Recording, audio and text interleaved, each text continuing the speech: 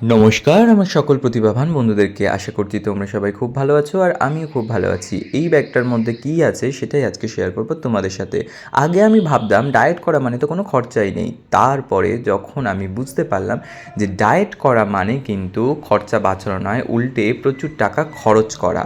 যারা ভাবছো ডায়েট করা মানে টাকা সঞ্চয় করার অল্প খাবার, সেটা কিন্তু ভুল। এই যে ভারী ব্যাগটা ভরাতে গিয়ে আমার পকেট কিন্তু পুরো ফাঁকা হয়ে গেছে। এরপরে আরও তো অনেক কিছু অর্ডার দিতে হবে, যেরকম প্রোটিন পাউডার থাকে, ক্রিয়েটিন থাকে, অনেক কিছুই। আর এটাতে ছিল শুধুমাত্র কিছু ড্রাই ফ্রুট, তো সেইগুলোই আজকে তোমাদের সাথে আমি শেয়ার করব।